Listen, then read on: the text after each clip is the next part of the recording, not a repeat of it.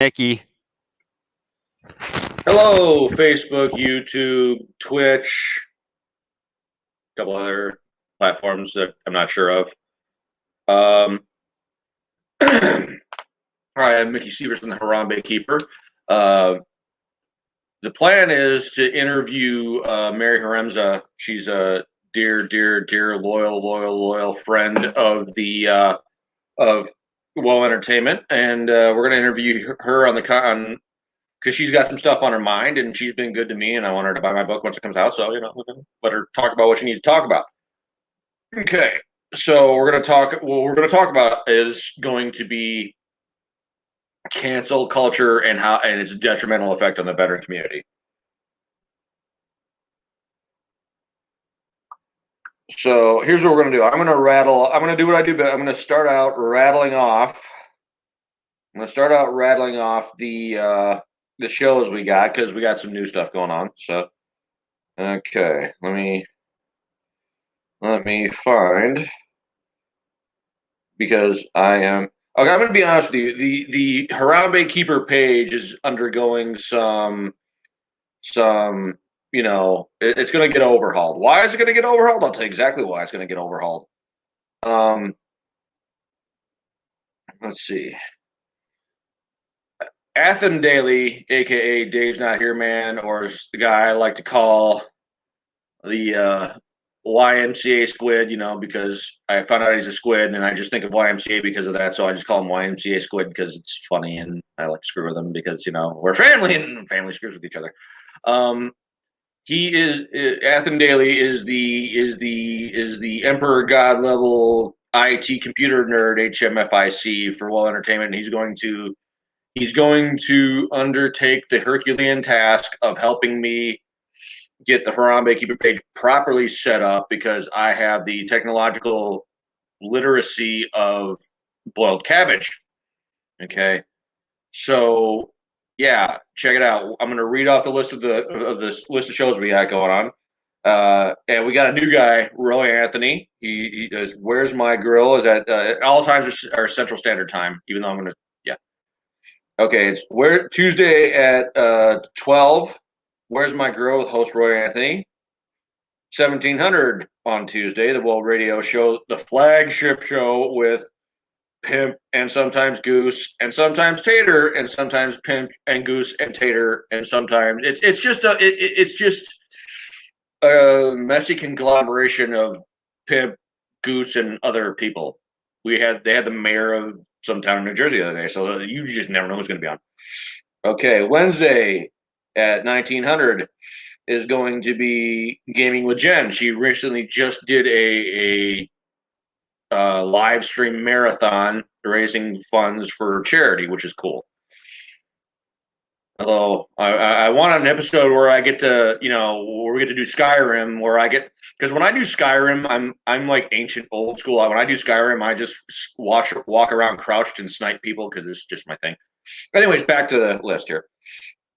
Thursday at 12 Central Standard Time is Where's My Grill with Roy Anthony, the new guy again. He's cool. He seems pretty cool. So we got him on twice a week. We got Cars and Coronas with Gapplebees. That'll be back. We'll bring it back. I'll bring him on my show just to get him jump started again and get me kind of transitioning into some stuff I want to do as far as adding extra segments. And eventually, if everything kind of comes together the way I want it to come together, you'll get to see my Jeep transform from a yellow beat to hell piece of crap to something really nice, because when I talk to my body guy who's going to do the body work, as in the frame will be, the body will be separated from the frame, and there is such a thing as a body rotisserie, where we'll go on a body rotisserie and he will sand it by hand, grit by grit.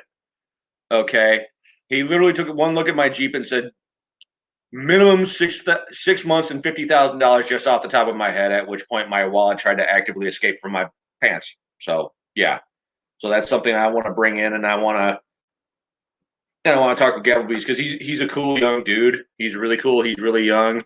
So okay, what do we got? We got Vortex, by the way. Hi, how you doing?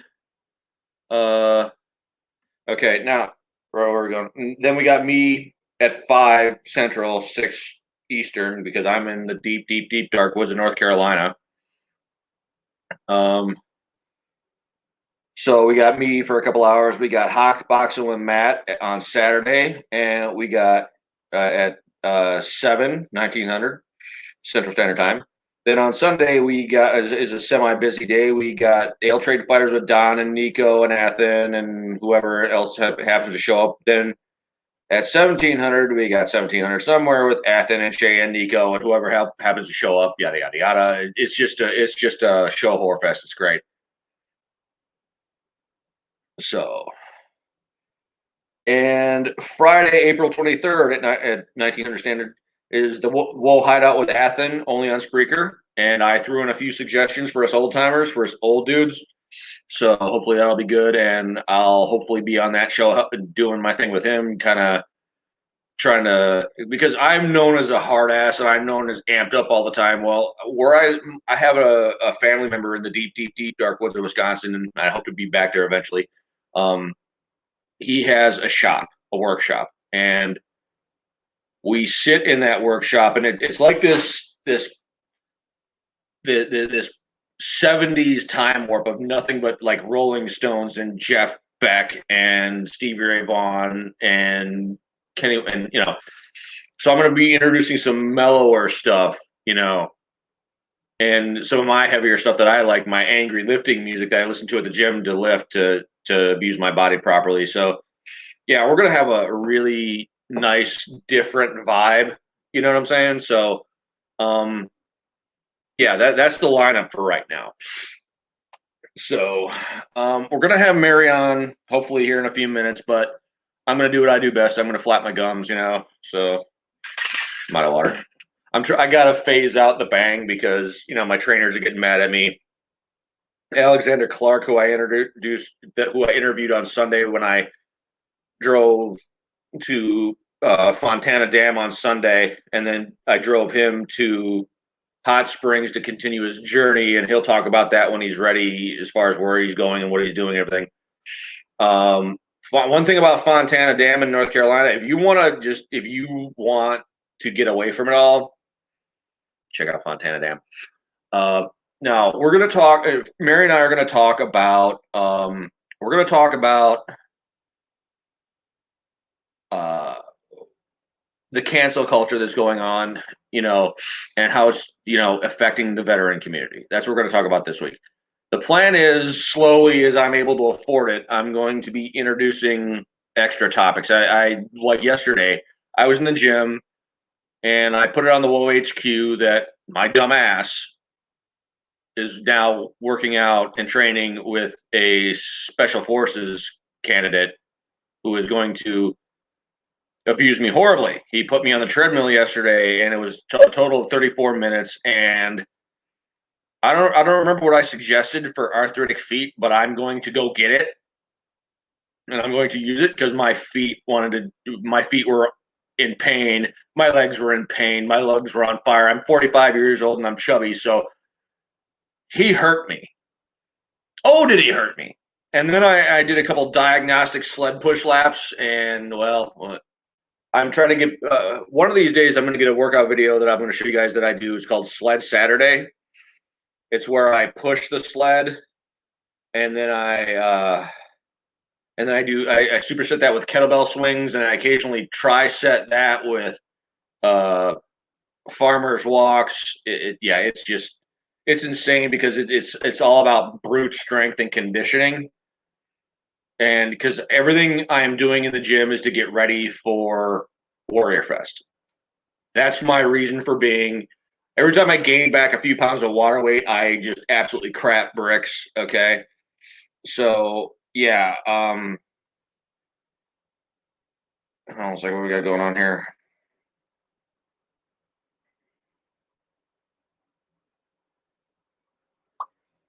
So yeah.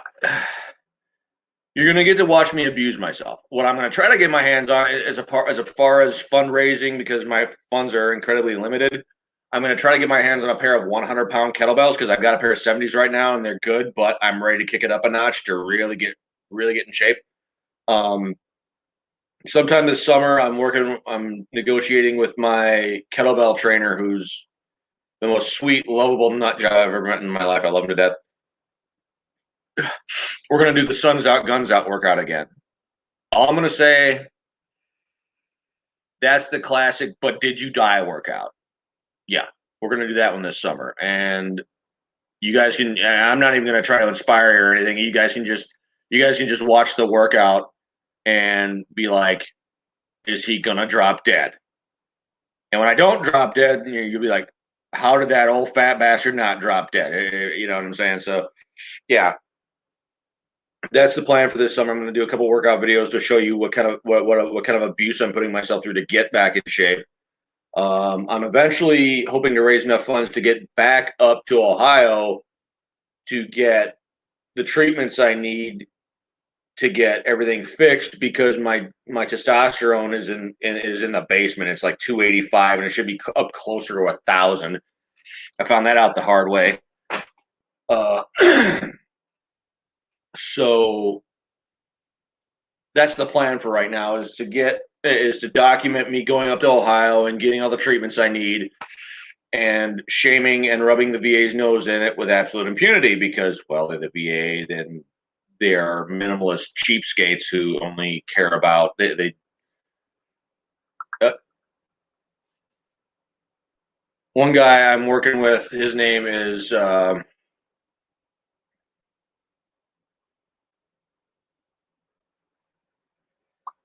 hopefully we'll have Mary here in a few minutes. But yeah, what we're gonna do, we are going to we are going to we are going to get all of this stuff slowly integrated. And if I can get back up to Ohio, you're gonna watch me go through the treatments. You're gonna listen to the doctor explain what the hell he's doing to me and why he's doing it to me. And what I'm doing through the whole show isn't in the process. This whole process of getting ready for Warrior Fest, Pimp's motivation. I'll get Pimp. I'm sorry, I'll get this quote wrong, because again, I have 6 to 8 functioning brain cells. If you're laughing, you ain't crying. Well, for what I'm doing, if you're laughing, hopefully it'll take some of the sting out of the stigma, so you can ask for help and go to these places and get the help you need for the problems that you have. Okay, and it's easier to acknowledge what you're struggling with if you're seeing somebody else go through it and getting some actual resolution, So,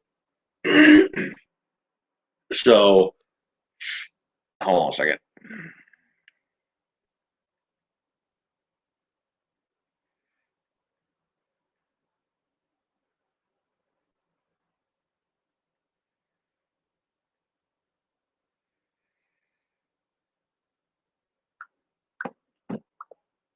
So, yeah, hopefully we'll have Mary on here in a few minutes. But yeah, everything I'm doing from now to November 1st to get ready for Warrior Fest is involving me getting back in shape. My Jeep is still sitting outside because I haven't put the heater core in it yet, because part of me is content to bike ride my brains out to get ready for Warrior Fest. That's what it's all about. Everything is getting ready for Warrior Fest, and my we old fat people, I mean, cardiovascular exercise is every bit the profanity that the N bomb and the C bomb is. It really is. It's cardiovascular exercise for fat people is pure foul language.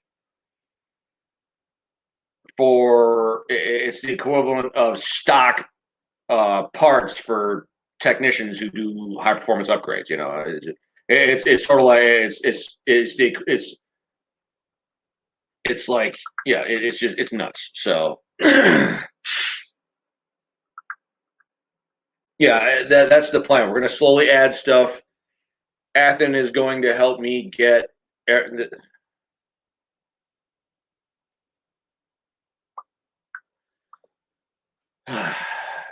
So we got Mary trying to log in and think of a name to give herself.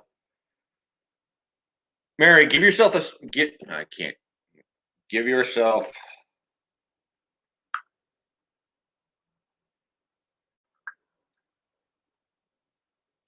she's got to come up with a name for herself. Like, it's really hard. So yeah, she's driving me nuts. So, but yeah, the plan is to get everything set up to where I'm doing these videos, and I'll just do them on my phone, then I'll download them to WoHQ. Hey, Carl, what's up? The plan is to do weekly workout videos with my special forces candidate buddy, and because it makes him look good as a leader to get me back in shape. Okay, because if you can get an old fat body in shape, you can get anybody in shape. So he's going to help me get in shape, and because again,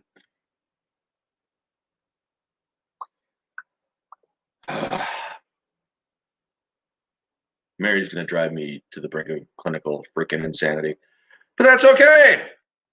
Mary, the majestic freaking unicorn, will grace us with her presence any freaking minute now, ideally. But yeah, no, everything I'm doing is for Warrior Fest and beyond. Everything I'm doing, like Project Smokezilla is okay. We got her. I think we got her. Oh, I think we got her. Holy crap, we got her. Mary, the yes, you got unicorn. You got me. Hold on, let me go to the other room where you can hear me. It's not as loud. Can you hear me now? I can hear you. My dad listens to his TV loud, so and I don't know how the earbuds are gonna work. Well, we'll find out in a second. So we're on my phone.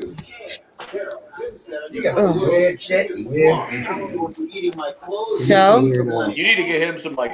I'm a weirdo now. Hold on.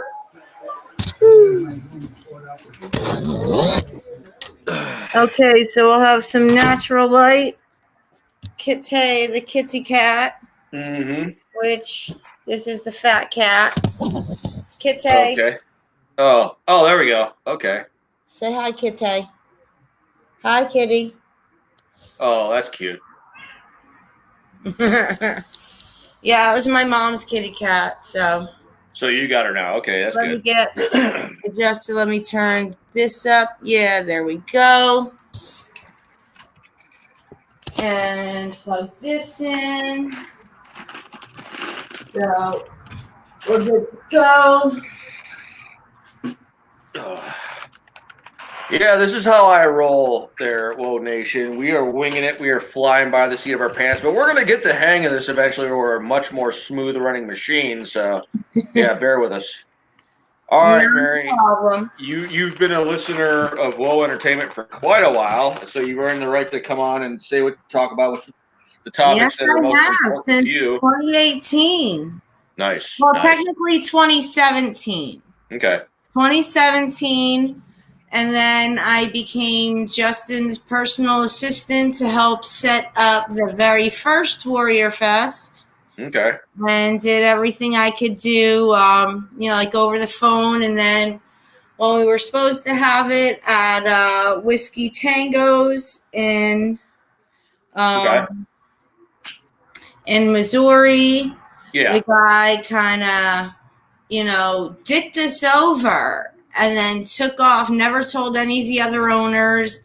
And then it was scrambling at last minute to find a place. And I'm like, I actually wound up calling the guy and confronting the guy. Yeah. Oh. And was like, I said, seriously, dude? I'm like, you take off, you move to Texas, you make all these promises to this organization. And I'm like, I said, and the name was great, Whiskey Tango. And it had when, Snodgrass saw the inside and he was like, the place was kind of perfect. Yeah. And then, it kind of just fucked us in a way. Yeah. You know? Which I was kind of disappointed. Like I was really disappointed and upset about that. Well, I'd have reached through the phone and just choked the damn life out of him. Because he just moves to frickin' Texas, right? Yep, what's up, Dean? Carl says hi. Hi, Carl. We got a guy named Vortex BTW. Yeah, he's awesome. Okay, so I'm looking for it to share so I can get, some of my friends. I told them I was going to be on. Okay, just do that from your Facebook. That's what I'm doing right now. I'm on. Oh, Mary, here's what I want you to do. This is going to sound weird, but we're road tripping it to, if we can get everything going to where I get the grill built and we're ready to go to Missouri, we're road tripping it together when we bring the grill along. If we can get Smokezilla built. Here, these are pistachio nuts, right? Here's what I need you to do. I need you to get a protein bucket, right? Consume all the protein, work out, consume all the protein. Don't throw it away. Eat the pistachio nuts, put the shells in here because I use those for kindling for the grill. Right. All right, hold on 1 second. Let me turn this down. Okay, go ahead. Okay. Start eating pistachio nuts because they're also good. They're good for diabetes, mind you, according to everybody I've talked to. Really? That I did not know. Yeah, I'm diabetic, so I know some of that crap now. So anyways, so eat the pistachio nuts, take the shells, put them in here, and start saving them. Okay. I don't care how many buckets you got full when we're ready. So yeah, because I'm trying to get Smokezilla built, and I suffered a minor setback today. How'd the bacon bomb come out? I saw that. It's not let me tag people. Well, that turned out pretty good because I let Alexander eat most of that because his body was beat completely to hell. So he ate that. I got him an incredibly expensive ass Amish beef sticks. $22 freaking for a bag of beef sticks because, well, it's Amish. So, but God bless them. God bless the Amish, man. My sister hates them because she claims that they run puppy mills, but that's neither here nor there. But they're. I actually worked for a puppy place, and they swore up and down that they got reputable breeders and everything. And I was their number one salesperson up front. That's where I got my butterbean from. I got my dog from and everything. And then they wanted me to start selling dogs. Now, here's where the pay got screwed up.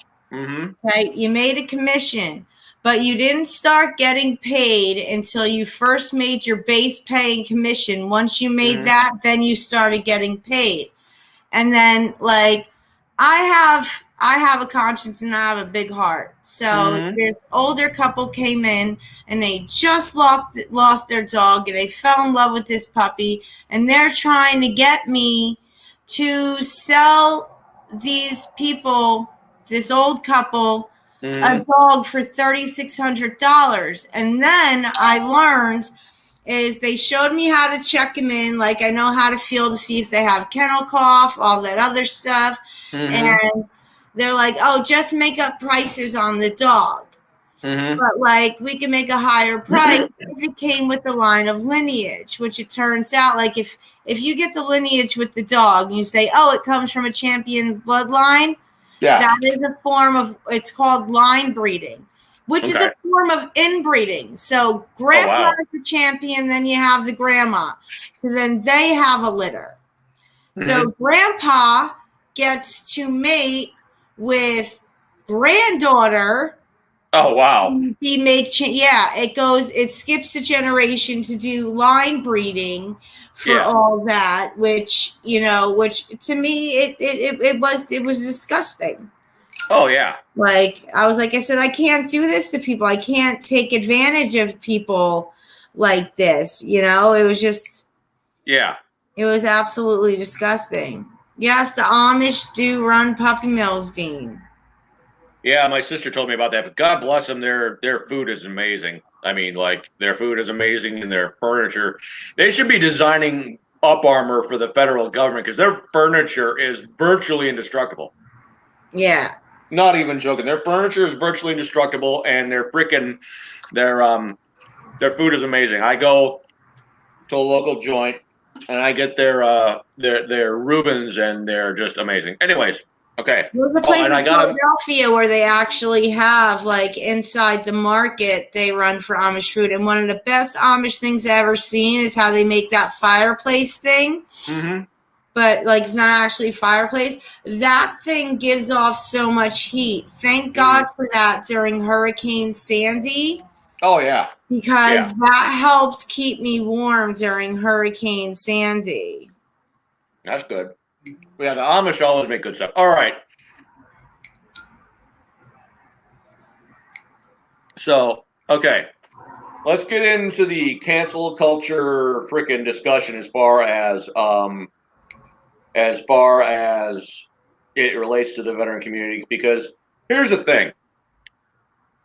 You know, I'm going to say what offends me the most about what offends me the most is the concept of offense, because as veterans,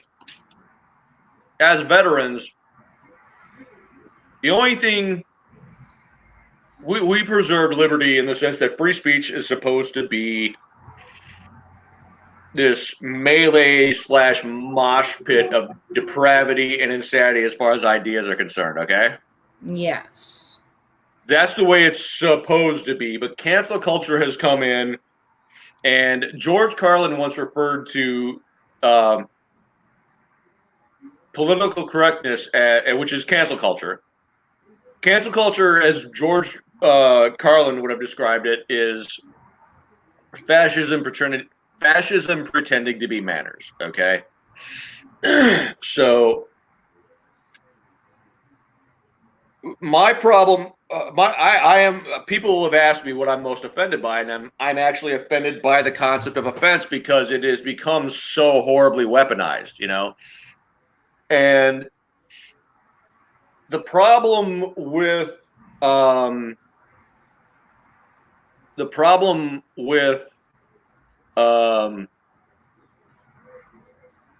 April Mueller. We got her. Let's give her some. Let's let her into the. Okay, so we got Dean. April. We got Dean. We got Carl. We got Mary. Obviously, we got Mary. We got April, and we got a guy named Vortex BTW from Twitch, which is awesome. I always feel kind of special when we get people watching from Twitch, because I just do. So it's okay. Yeah, because it wouldn't let me when I shared it. I'm tagging people in the post that I shared. Yeah. We'll have some more people coming in. So okay. Here's the thing. Here's the problem. Well, what do you see as the problem with what are you seeing as far as in relation to the veteran community? What are you seeing? How do you see cancel culture negative? There are no positive effects to cancel culture, because it just squashes debate. It squashes discussion. Again, George Carlin referred to it as fascism pretending to be manners. Yeah. Okay. Well, hold on a second. Okay. Stacy Murray Hicks says, "Can you mention how many disabled vets still haven't received third stimulus because of a glitch with the Veterans Administration and the IRS?" Oh, yeah, that is going on. Her husband is a Marine veteran. Yeah. Her family is like my family. Yeah. And because the fact that, he's disabled vet, and he's receiving payment for that and all that other stuff, and they're making them wait. Oh yeah. I got mine, but I got lucky because, I got lucky. I didn't get the second one, which is $600, but the IRS sent me a letter, and I'm like, dude, I've been unemployed for an eternity. And once the book comes out, I've got no choice but to get filed and everything because of the book. But and I can't wait to read the book. Well, I've got it. All I'll say about that is it was. I had to stand up to my now former publisher for my editor, because my now former publisher crapped all over and pissed off my editor, and I have to stick up for him simply because both of them did it for free, but my editor was mad because of the way things went down, because the publisher didn't consult either of us really. He just did it. And the communication was horrible. Anyways, let's get back to the topic. Okay, so with cancel culture. Cancel culture. Here's my thing. We as a veteran community, the problem is, A, we're a very small, tight-knit community, and B, cancel culture is like what there's a story I've told, I'm going to tell again. Old Memphis money. Okay, I was doing a security guard job way back right after I got out of the Corps many, many moons ago. It's now been 20 damn years, and I feel ancient because of it. I was talking to this old black guy. This man had been through some hell. This man, he survived the civil rights era, so he was as combat hard as anybody I've ever served with. Okay. And there's this old ancient white couple walking. I'm like, hey, how you doing? And they freaked out because I waved at them, and I'm like, what the hell? So we're talking, and he's like, that's old Memphis money. And I'm like, what's old Memphis money? He says, they only know one thing, and that's how they want to be treated. Mm-hmm. Cancel culture is old Memphis money. They don't care about anything other than themselves. They don't care about the poor. They don't care about the marginalized, this, that, and the other, whatever terms they invent in any given moment to mash into a word sandwich. Okay. What is that? Is that your phone? It's my phone. Stacy was saying it keeps kicking her out. It's, for some reason, it's not letting her go into the show to stay in. That's weird. So, yeah, cancel culture only knows how it wants to be treated. It only knows that it wants to be in control. It's as George Carlin once said, it's fascism pretending to be manners. Okay. So the problem with the veteran community is we're too fragmented. And we're too busy fighting with each other because we know we're all we've got. Hey, Pip, what's going on? What do you see? How are you seeing this? What are you seeing as the issues as far as how cancel culture is actually affecting the veteran community? Well, definitely, like, one of the things that I'm seeing is, like, especially, like, as it comes to police officers, a lot of veterans that I know do become police officers. Mm-hmm. So right away, it's like, attack the police.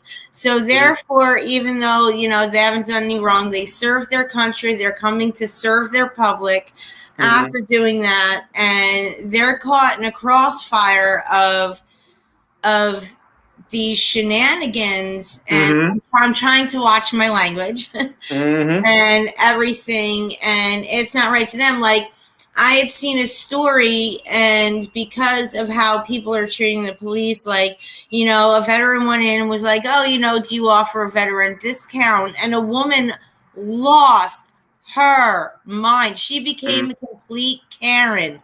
And to me, you know what? Hey, he served our country. Like, if I was in that line and I would have saw that, I would have been like, listen, okay, yes, he made a choice to go into the military. But you know what? He made that choice to give up a lot of sacrifices so you can sit here and be a whiny ass bitch and have the freedom to do so. And they're too self-absorbed to see that. They don't think exactly. Exactly. And it's stuff like that,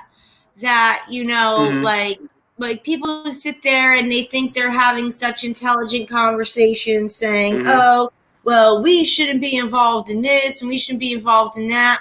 Well, we're considered one of the strongest countries in the world, greatest militaries in the world. So we're a catch-22 country.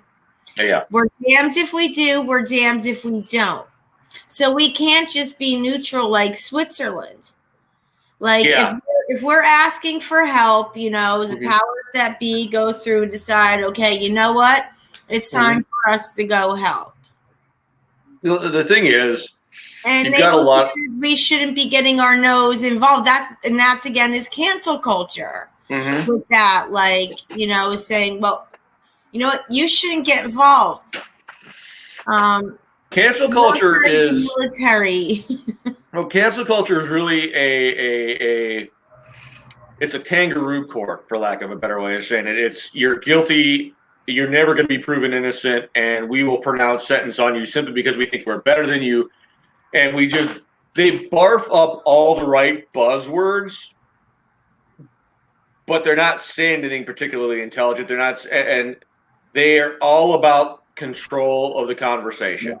And their conversation's like a merry-go-round that you can never get off because they won't let you stop to see the point or to even prove a valid point because they know it's going to make them look like an idiot. Well, they don't. The only thing they care about is control of the conversation. And the way I see it affecting veterans negatively is we preserve their freedoms to say what they want, and then they proceed to take those freedoms and censor and stifle and crap all over us, and we're expected to just take it. We're expected exactly, and that is not right at all. Like, anyone who is against anyone, like if any of my friends came out and sat there and they're like, well, you know what? I'm against the military, screw the military, this and that. Well, you know what? Guess what? You just lost a friend. Yes, you're entitled to your opinion. Keep your opinion to yourself, especially when you know my stance on things and where I stand and how I feel, you know, about, you know, being there and helping out with the veteran community and doing what I can with the veteran community. Yeah. I won't stand for it. Like, you know what? Like, sometimes, like, people have to catch me in that room. It's like, okay, I'm feeling froggy and Froggy wants to jump. Say the wrong thing. Let's go. Well, here's what I would say about it. I always challenge them to actually explain why they feel what they feel. And that's when they unravel, because once you get them talking about their real feelings, then that's when they look like dumbasses. When you get them talking about when you force them to actually defend their statements, that's when they're like Joe Biden IQ. No offense, but I mean, that isn't even political. The man fell walking upstairs. The man, he has got a gaffe list a country mile long. Okay. Yeah. I mean, it's really impressively. Let me see if I can get this to full screen. That's better. That'll work.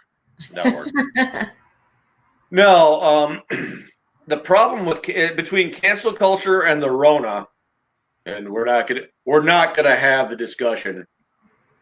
We are so not gonna have the discussion on the Rona because some people are so stupid. If you say China virus, they're assuming you're being racist as hell. But it's like China is also a freaking location. Okay. Yeah. Okay. So, but see, the thing that people don't do their research and study, just not to bring up the Rona, but the first actual case was outside of Seattle in a hospital. A man from Wuhan, China, had it. The 2 weeks once he was over, was let go, and it was never reported to the CDC till way later. So, here's my problem with the Rona, so to speak. Okay. For me, first reason is I agree with you. The first thing I have a problem with is, okay, do you know what an EGR valve is? It's an old emissions component on most engines that's been gone for like 10, 20 years. It stands for exhaust gas recirculation. I don't have a mask handy, but actually, believe it or not, like, I do know a lot about cars due to my stepfather, because I used to love when I was younger to sit out there. Like, I can do body work on a car. You know, I could fix my car if I need to because of that man. Well, exhaust gas, what it did, it would recirculate some of the exhaust gas back through the fuel system, back into the cylinders to burn it, so you'd pass emissions. Yeah, that's the problem with the. For that I know is a catalytic converter. I don't know. No. The catalytic. That's not the catalytic converter. It has to. It's part of the emission system, but it would just recirculate some of the exhaust. Ah, crap! I lost her. All right, I'll finish explaining. The exhaust gas recirculation EGR valve would recirculate some of the exhaust gases back through the engine to help lower emissions. When you wear that mask, not all the carbon dioxide is getting out. Some of it, a certain small percentage of it is getting back in. Okay. All right. Yeah. She's back. I will be right back. Give me 1 second. I just need to go get my soda. Got it. Okay. Mary is going to get her soda.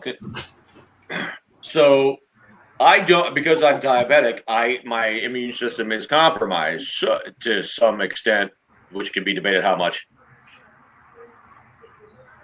I really can't wear that mask other than whatever minimal requirement. Like when I go to the VA hospital and the Ernst Rahm mask squad descends upon me like a horror locust and be alive for the high crime of not wearing a mask properly because they treat you like VA workers treat veterans like they're idiots. They really do. They are condescending dickbags like that. Every time I walk into my local VA hospital, if I'm not, I'm like running through the hospital just to not have to these individuals because they treat me like they treat me like dirt because, well, yeah, we don't have there's no love in the love-hate relationship. So no, I don't wear the mask unless I absolutely have to. That's reason one.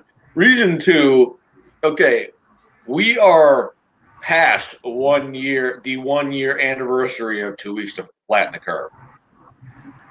Okay. So, all right, you're back. All right. Yeah, I was mentioning the fact that the EGR valve principle of wearing the mask, it can have negative effects on you. It really can. Like you can get certain diseases from breathing back in your carbon dioxide that does not fully escape the mask. Okay. So that's one reason I don't, because of my diabetes compromising my immune system to whatever extent. I don't want to find out what extent it has compromised my immune system by wearing a mask any more than a minimal amount as far as what I'm required to. Unless somebody comes up to me and goes, which is smart. Well, I mean, I have a hell of a lot of doubt in the scientific community if we are 1 year into, we're starting year 2 of 2 weeks to flatten the curve. And it's like here's the thing. As far as Dr. Fauci is concerned, he is the kind of scientist. He's not, to me, he is not presenting a scientific opinion. What he is doing is he is presenting whatever opinion that is popular. Well, no. Whatever opinion that politicians want to present to control the masses as much as possible. The only thing Dr. Fauci actually does, promote fear. Listen, he takes their opinion and he barfs it up in the most scientific sounding way possible. He is just their scientific mouthpiece to make sure their opinion that involves keeping us in control and in lockdown as long as humanly possible is the most scientific sounding opinion possible. Okay. Oh, well, I actually almost flipped out on an airline. Yeah. I have my stepsister's bachelorette party coming up, and so I booked my flight in advance, everything. Mm-hmm. Did everything that I was supposed to do. Yeah. And I call up and I said, okay, well, let me know what's going on. Well, what are your guidelines now? What do I have to follow in order, not to miss my flight, to do this, do that? And this woman starts screaming on the phone. She's like, you can't get on this plane unless you get the vaccine and blah, blah, blah. I said, wait. When I booked my flight, I said, and I've flown before already. Mm-hmm. I said, I wasn't told about this. I said, oh, my money refunded. You can't have it refunded. So kept my cool, hung up on her, called. I called yesterday. I spoke to the woman, and she says, what we're going to do is we're going to take your temperature. She goes, if you have no temperature, you wear your mask, you can board the plane. And I was like, oh my God, okay, thank you. I was like, I was really upset. So she asked me why. I said, obviously one of your employees was trying to push their agenda and telling me that I must get vaccinated. Oh, yeah, and that's the thing. That's not mandated by the government in any way. They're trying to mandate it, but it's not actually mandated yet. Yeah, and she's saying no. She goes, no. She goes, I'm sorry that woman did that to you. I said, and then I said, ma'am, listen. I said, don't apologize for her horrible actions because you did nothing wrong. Well, that's that the thing. Actually bothers me when people apologize for other people. Exactly. Because you actually enable their behavior when you apologize for them because they think they're getting off.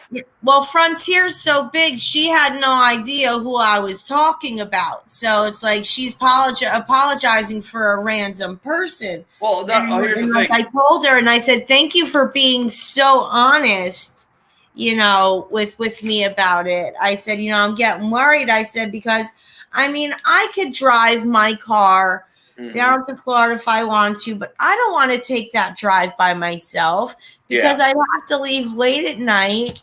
If I break down, I'm stuck down there by myself. I watch enough ID channel. I know what happens when you hear banjos. Yeah. We're not going to get into that. No, here's the thing.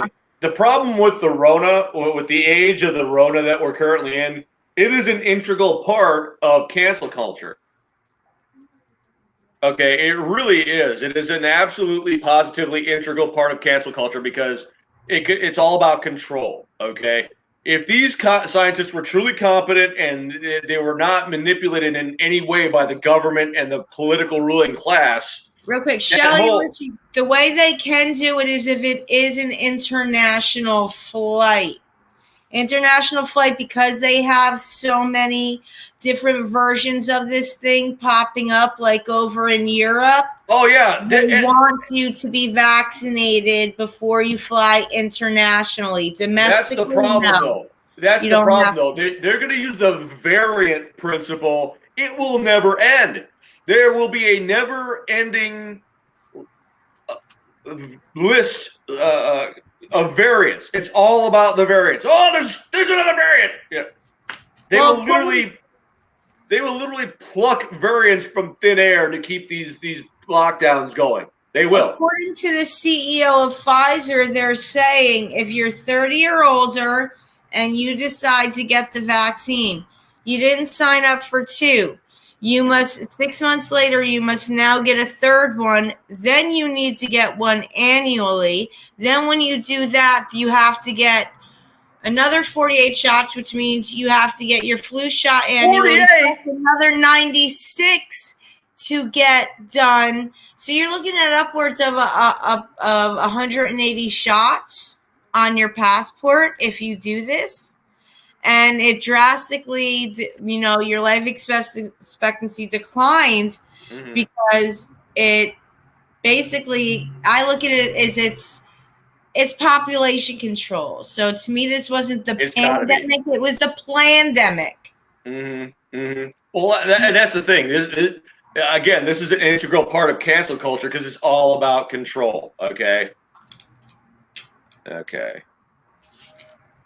Vaccine is needed or a recent negative COVID test. Yeah, here's the thing.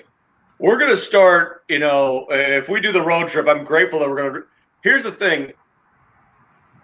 This COVID passport, that to me, that's the first step towards ultimately getting the boxcar for your safety and for the children. They'll just say everything. I told them to second expletive. Gotcha, pimp. I literally got a call from the VA a couple weeks ago asking me if I wanted my COVID shot. And I literally said to this chick, I'm like, no, I did enough beta tested enough drugs for the federal government while I was on active duty. I'm going to sit this one out. You guys can let the rest of that. Yeah, you can kill the rest of them for all I care. my mom, may she rest in peace, they were Mhm. going to give her a COVID vaccine, and like Mhm. she's on hospice, she's on chemo, she's on all these meds before she They were passed. going to give her a COVID shot while she was basically on her deathbed. Vaccine, yes, why she's really sick and she's home on hospice. She turned around and she said, "If you don't get the fuck away from me with that needle, I swear to God that needle's going up your ass." I'm like, I love you, mommy. Yeah, she was on her deathbed. She had no incentive to care what they thought. So yeah, no. Even before that, she told them, like before she got like really really sick and she was doing okay. She goes, "Keep that. I don't want it. You're not putting that in my body." Yeah, I all I'm going to say about it as far as what it actually is, from what I understand, it's not an actual vaccine. It's really not. It's not a vaccine. And here's the thing. Again, I did enough beta testing for the federal government while I was on active duty. And a lot of my veteran friends here locally, yeah, their attitude is vaccinate these nuts. Okay, they really are. It's like we all know what this is. Okay. Grab a smoke. I'm listening. Yeah, the big problem, and okay, I gotta, yeah. Facebook, every single post having, if there's any kind of disease word in it, they've got that COVID-19 disclaimer. They are, in fact, Facebook is ramming it down our throats with absolute impunity. They don't care. Their Yes, fact check, you are correct. their fact checkers. I mean, it is absolutely mind blowing how rabid they're. It's not even so much fact checkers. That they now have an algorithm that monitors your patterns of speech. Like one of the things I used to like, even if joking around, is calling someone a baby back bitch. Yeah. I went to call my dog a baby back bitch, and it refused to let me use the comment saying that it was hate speech. Oh yeah. That's. I mean, Ernst Röhm and Joseph Goebbels would be so proud of Mark Zuckerberg right now. I mean, it's just mind blowing how how invasive their censorship is. Again, Ernst Röhm. Ernst Röhm. I'm going to give you a little history lesson. Ernst Röhm was the head of the Brown Shirts up until what's called the Night of the Long Knives, where Hitler consolidated all of his power. If you were to read up on Ernst Röhm and Adolf Hitler, there is no way you would not think they were doing the dirty dick nasty. They were gay lovers. They were. Oh yes, they were. I wouldn't doubt it. And Ernst Röhm ruled with an iron fist. He was everything. He was cancel culture on steroids because they were actually legitimately beating and murdering people. Like, and it was state sanctioned. Cancel culture pisses me off. I mean, come on, you're getting rid of Pepe Le Pew. Oh yeah, Pepe Le Pew. They tried to get rid of Mr. Potato Head, but somehow Mr. Potato Head was run. Somehow Pepe Le Pew. I think Pepe Le Pew survived. I'm not sure.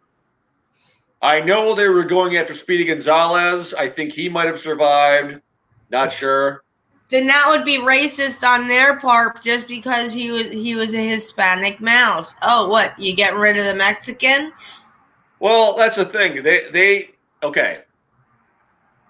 I'm gonna do my explanation of the concept of racism. I got a little engine here. I'm gonna take it apart. I'm gonna pull the piston out. Okay. There's a gap. You got these piston rings. They seal the piston. So when the piston goes down, they seal the cylinder. So when the piston goes down, you still keep your compression when the combustion process happens, right? And you got the piston rings have a gap, and the manufacturer determines what that gap is. Okay, the gap is. It's really super small, but anyways, if racism was that piston ring end gap, basically cancel culture wants to control what the gap is, and they're constantly changing it, and they don't care if they blow up the engine. They don't, but all they care about is being in control of the specifications. They don't actually care about if the engine runs well or if it blows completely to hell. They simply want control. Cancel culture is about control, and it is blatant disrespect to the veteran because let me see. Let me add this real quick. Yeah, the thing is, it's about control. It's not about respect. It's not about equality or equity or whatever words. I'm going to throw, if it's still there, you know what? I might do it right now. I'm going to do something right now.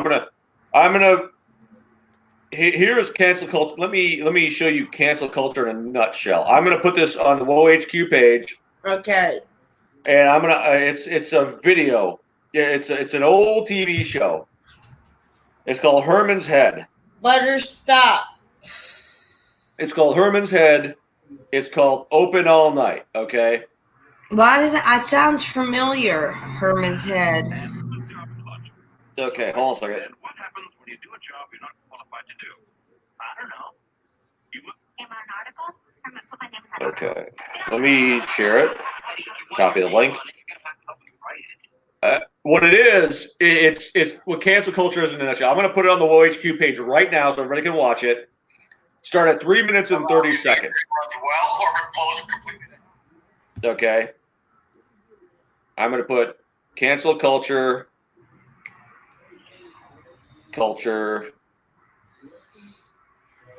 in a nutshell. Start at 3 minutes and 30 seconds. Start. What it is, they just mash word sandwiches together of incendiary words that freak people the hell out. And what they do is they come at you with all the enthusiasm they can, so they think you're a sub. Yeah. Start at 3:30.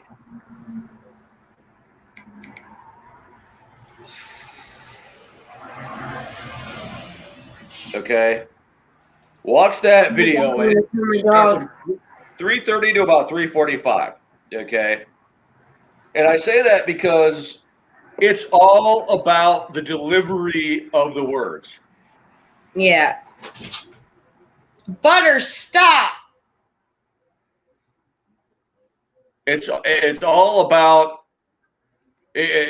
Just watch the part where they talk about the panties of death. And he says it dramatically, and people cue on him saying it dramatically.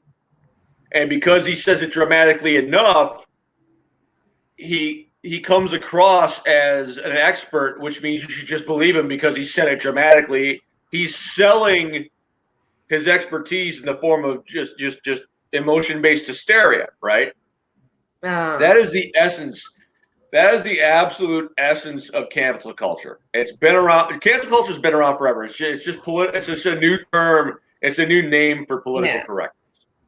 So what do you want to do? We need to have this kind of conversation at Warrior Fest. You know, when we're together. How as a veteran, as the veteran community, how are we going to address cancel culture? How are we going to address that? That's the conversation we need to have, okay? Because we can't just sit here passively and let them dump all over us the way they dump all over us because they dump again, cancel culture, political correctness is old Memphis money. They have no concept of treating anyone else with respect. They only know how they want to be treated. They are self-absorbed on a level. Now, because I live in the Bible Belt, they are what's called Pharisees. Pharisees are attention whores and prima donnas who only care about getting they only care about being worshipped and adored. That is cancel culture only cares about being worshipped and adored. They are Pharisees and Karens of the first order. So we need to have because here's the thing, between cancel culture and the Rona, the veteran community has been beaten into isolation, something awful. Okay, we have been beaten into cancel culture, or we have been beaten into isolation because we're being censored and we're being isolated because 2 weeks to flatten the curve is really code for just don't just it has more to do with be compliant and don't be a threat to us, because they always present the veteran as a borderline psychopath. The fact that I'm not escorted around my VA hospital like a common criminal is nothing short of miraculous. My local CVSO, they imposed a form of cancel culture on me. When the VA doesn't want to do anything for you, what they do is they claim to be uncomfortable and offended with you, and they treat you like you're a volatile time bomb about to go off. They treat you like they treated the Vietnam vet. The only difference between the VA now and the Vietnam vet when he was coming home is they have enough basic decency to at least not spit on you yet, and call you baby killer yet, So my CV, that is absolutely disgusting. But they don't care. Our veterans to be treated like that. Well, the veterans, they only want control of us. They want control of us in the sense that they want us as docile and compliant as absolutely possible, because they view us to be a threat to them. They view us to be a threat to everything they want to do. They want to beat the warrior class into complete and utter submission to where they won't do anything. And they've done it by a combination of censorship and propaganda through the coronavirus, the China virus, the Wuhan virus, the virus from that one place far, far away. You know what I'm saying? And I'm not going to get into conspiracy theories, but I am going to say there's a lot of control and manipulation going on. Yeah. And we as a veteran community need to have a heart-to-heart talk at places like Warrior Fest and all these other veteran festivals, and be like, how are we going to deal with this? We have to stop sniping and fighting with each other, because we know we're all we've got. We cannot depend on civilians to help us. Okay. I mean, there are some civilians who are cool, but the population at large doesn't, at the best case scenario, doesn't get us. The best case scenario. We need to be having like real honest conversations about what we're going to do as a community in the face of this two-headed monster that is the Wuhan Rona cancel culture virus, because it's all one big damn virus. One just happens to be physical and the other one happens to be psychological. Yeah, cancel culture is a psychological virus. A guy named Sad. Huh? I'm just waiting to see if, like, there's so much, because this one virus of like people going after and attacking Asians and everything else. Like, let's not start them in internment camps like they did with the Japanese. Terrell, welcome to the show. Welcome. Hi, Pterodactyl. Welcome to Shenanigans Central. Yeah, I like that, Shenanigans Central. Yeah, but yeah, to me, cancel culture. There's this guy named Gad Saad. He wrote a book called The Parasitic Mind, and cancel culture is a mental virus. It's like critical race theory. Here's the thing. We need to get back to freedom of speech being a mosh pit of a melee and a mosh pit of insane ideas that scare people, where there is no I don't want to say no censorship, but like virtually no censorship, because the Constitution actually says you cannot incite a riot or yell fire in a movie theater and create a public safety hazard. Basically, those are the only two things you can't say. Okay. I mean, we're not even going to get. Quick, what I'm probably going to do I just moved this to where there's more light in the bathroom because my dog keeps trying to knock down the bedroom door to get near me. Gotcha. So if it cuts out, I will click right back in. All right, cool. But So, I'm still listening. we need to start having more festivals, where veterans are physically together to kind of give some tangibility to our conversations online. Well, I say call it something like vet stock, but then people might take it as veterinarian. Well, there are people that damn stupid. Let me see. Yeah, Terrell said, I'm waiting on all the cases in states that opened up. Looks like Baghdad Bob Fauci was wrong again. Fauci is, again, his opinion, to me, his opinion is not a scientific opinion. His opinion is the political ruling class's opinion barfed up in the most scientific sounding manner possible. I mean, it's not science. If it was science, 2 weeks to flatten the curve would have been a hell of a lot more of a success if this was actually scientific. Look at the WHO. Yeah. World Health Organization. What have they done for us with this? Nothing. Shit. No, they've been propaganda for China. Billions of dollars in funding. Mm-hmm. Pimp, it's Mary Haremza. Long time friend of Woe Entertainment and Backwoods Veterans Entertainment. She's been a real trooper. And the one who bit Potter's ass at the very first Warrior Fest. Who bit Potter's ass? Me. Oh, Dakota. you literally bit He Potter's told ass. me, okay. He told me, kiss my ass. Mm-hmm. So I said, stand up. So instead of kissing it, I bit it. Okay. So, he asked for it. His fault, not mine. Were you? I'm not even going to ask if you were drunk at the time, but that's a story for another time. Yeah, I was a little bit. Gotcha. Yeah. Here's the thing about we need Warrior Fest when we drive down there. I really got to get this. I really got to get Smokezilla built. I've got to jump through my rear end and get my hands on another welder who will help me because I'll do all the cleaning and prep work. My welder guy, because my welding looks like metallic bird crap, so I'm not welding. I'm not doing this job. I'm going to get it done right. Un momento. Yeah, gotcha.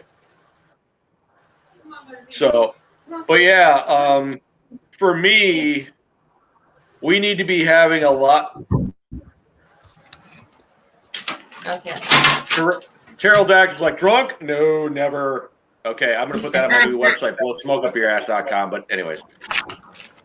No, the problem, we need to start having a lot more of these little veteran get-togethers, these little festivals where we can put tangible interaction to. This is the pain in the ass trying to knock down the door. Butters. She's like, no, she's just happy I'm here now, so. Yeah. So cancel culture, all we as a veteran, well, we need to have conversations about what we can actually do we need to just have a discussion on what cancel culture is, what we can do to basically what we need to have. We just need to start having a basic conversation on what cancel culture is and what we can do for our community to stand up to it, because we did not preserve the freedoms of these insufferable Karen Pharisee level turds just to be disrespected by them, for them to tell us that we can't say certain things. We're veterans. We preserve their freedoms. We say what we want. New Jersey has a lot of festivals that come up. Okay, so I'm thinking, with the festivals that come up, if you can rent a table or a booth, if you got some merch to sell merch. But you know what? It's a good way to get a dialogue going. Have a question, ask a vet. you know, and open up those booths to start the discussion, and you know, if we can kind of maybe thinking, you know what, I'm gonna look into it, like especially for around my town, for when the weather's nice, we built like this beautiful huge park, and in the center of well, not in the center of the park, but down by the water in the park is a statue of my friend. He was a medic. He was killed 2007, St. Patty's Day. He was a medic, and vehicle came in with, I don't know if you call them IEDs, but they had bombs on them. He saved IEDs. 5 lives. He saved 5 lives as he bled to death, you know, and so they have a statue of him out there, and they had his original dog tags, but people were such scumbags that every time they replaced the dog tags, someone had to go up and steal them. Well, that's the problem with our society. They have the concept of respect as an old school, don't steal stuff, you know, kind of an idea is so lost. I mean, there's a guy named Ravi Zacharias. He's kind of taken a beating because of some controversies, whether they're true or not, that has happened.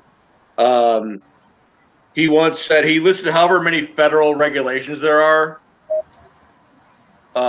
He said we have a certain number of federal regulations and laws because we can't follow 10 commandments, because we can't manage something as basic as not stealing and killing and lying. You know, that's the problem. We've got a basic decency and respect problem in this country, and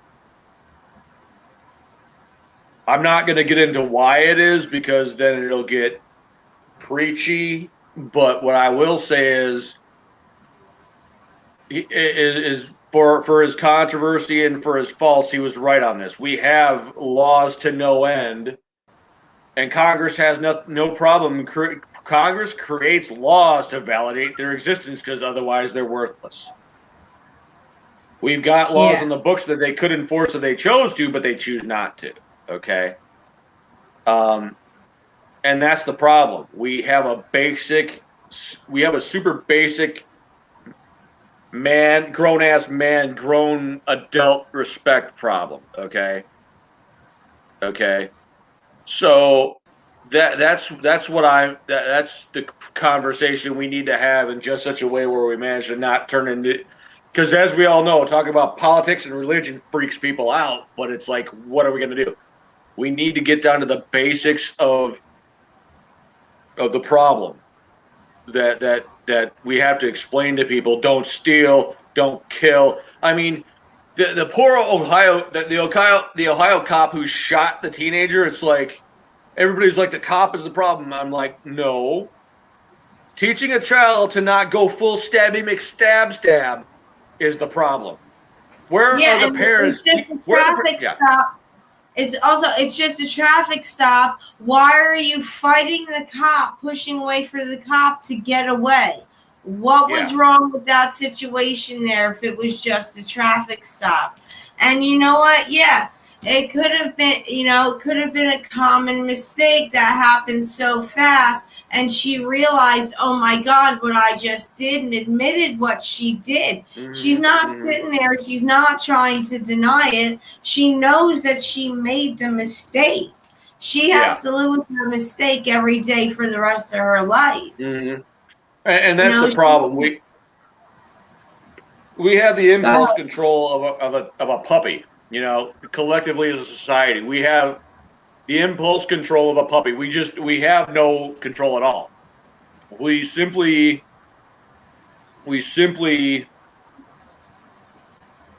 do whatever we feel like doing. And then when someone calls us out of, this is why I don't believe in reconciliation anymore. When I was a kid, I threw a rock at a car when I was a kid. And this dude reamed my ass. This dude reamed my ass every which way but inside out.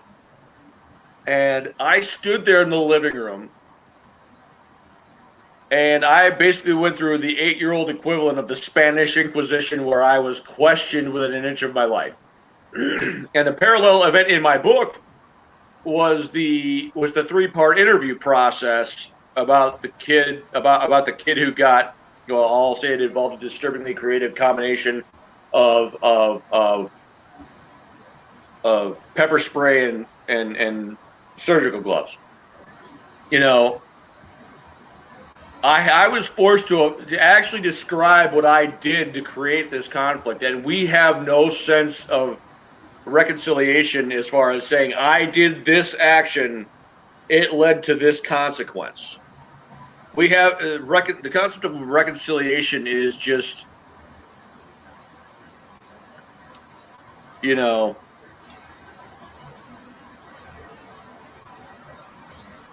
Like if you look at our generation now, you know what? With the generation growing up now, look at what happens when you give participation trophies. All these kids are entitled. They think that the world owes them something.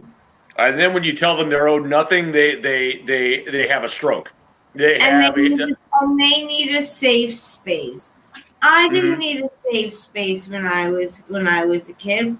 Believe it or not, like a lot of people don't believe it unless they meet people who knew me when I was about 10 or 11 years old. I was very, very, very quiet. And I was a wallflower.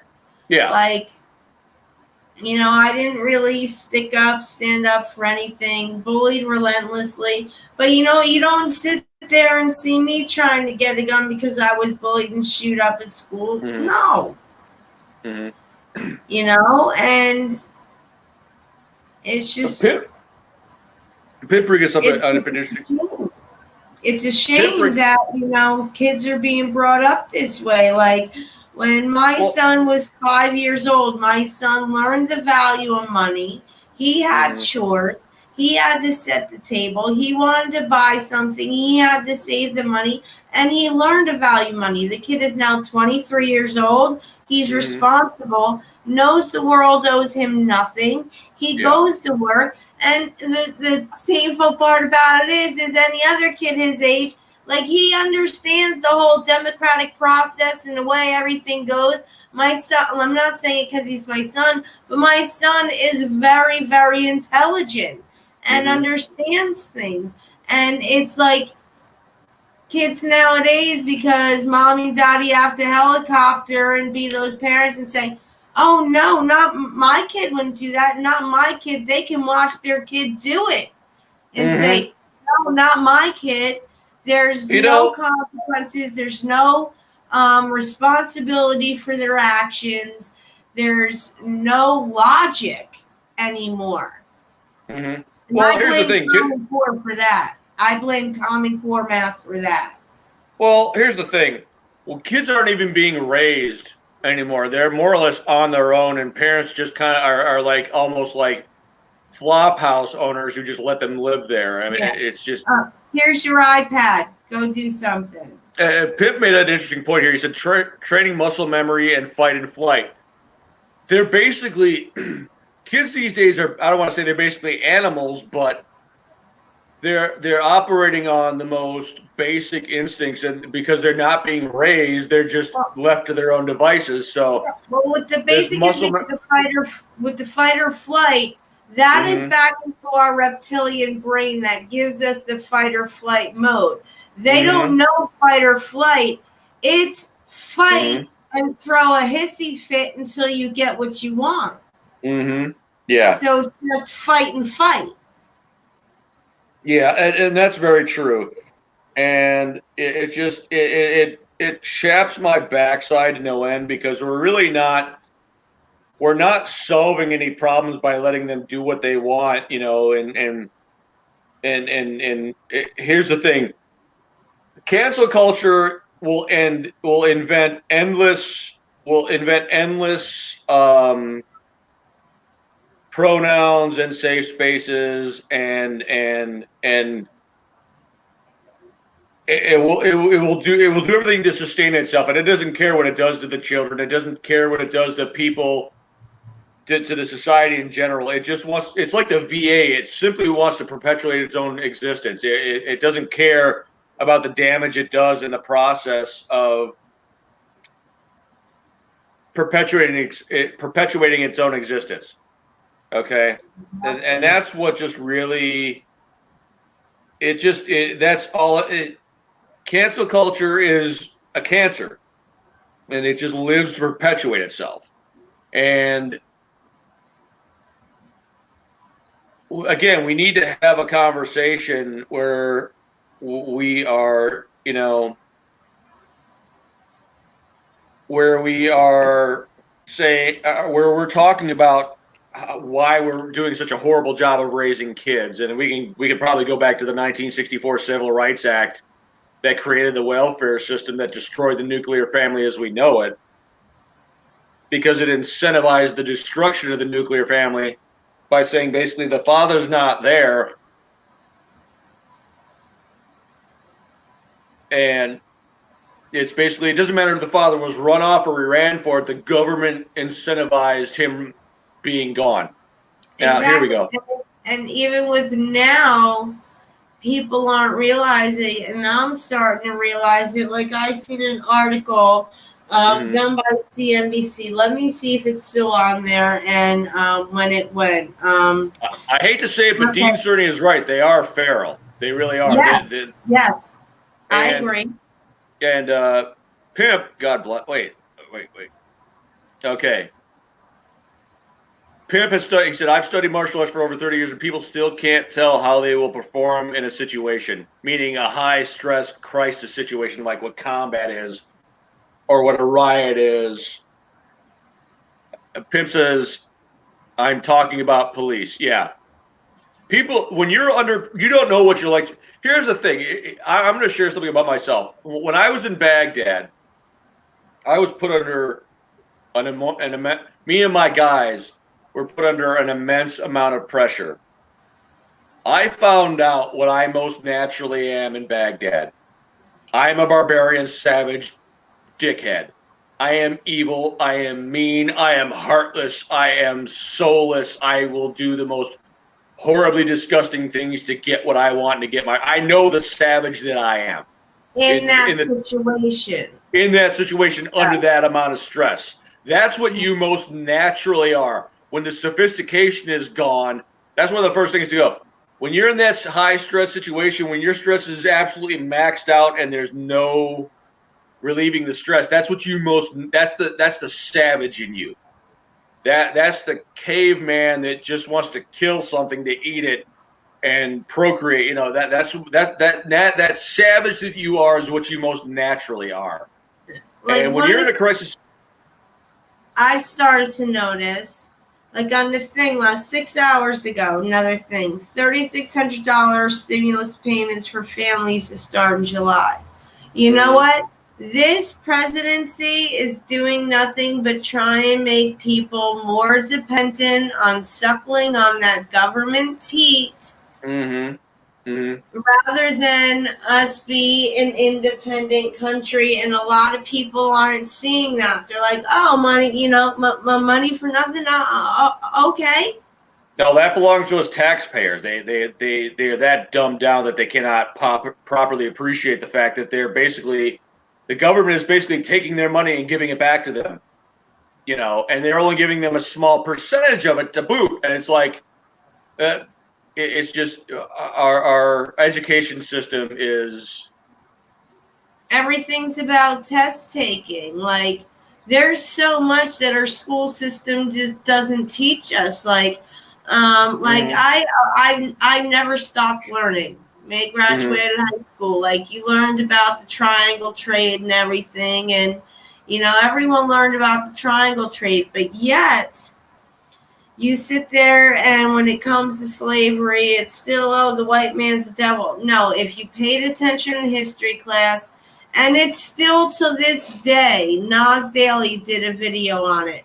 There's a line that you do not cross, because if you if that line gets crossed, you're not coming back. And there's video of their own people selling them into slavery. Now, the book White Cargo. is about the Irish slaves. Now, who were the slaves for the Romans? Who were the slaves for the Egyptians? Every race, every ethnicity, has been a slave at one time or another in this world, but yet they try to get us to focus on one. If you look on YouTube, there are actual videos of Africans being enslaved by nations like Saudi Arabia. You can go on YouTube and find it. 1962 is when Muslims stopped with the slavery, and what they would do is they would make the men eunuchs. They would make the men eunuchs so they could not procreate, and that's why it did not stop. It's still going on to this day. You can go find YouTube videos where they put in the history that it stopped. No, it never stopped. It's still going on. You can still find YouTube videos of African there's a female reporter from an African nation literally saying, you need to stop doing this to us. Because they castrate the males and they rape the females from here to oblivion. But you don't see Black Lives Matter doing anything about that at all. Nope. And if they actually sat there and did work, okay, you're outraged, okay.